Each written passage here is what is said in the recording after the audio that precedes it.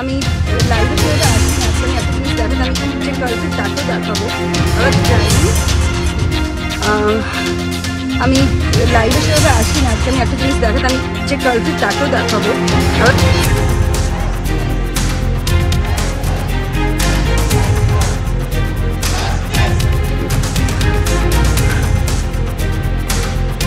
কলকাতা শহরে এটা মেয়েদের সিকিউরিটি, এবং কলকাতা শহরে আজকে আমি এই কারণেই এলাম লাইভে।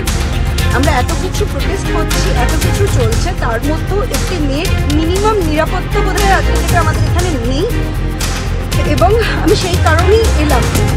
বাইকটা আমার গাড়িতে যাদের ওর টাচ হয়েছে হওয়াতে ও এসে আমাকে, আই ওয়াজ ড্রাইভিং, আমাকে এসে নক করে।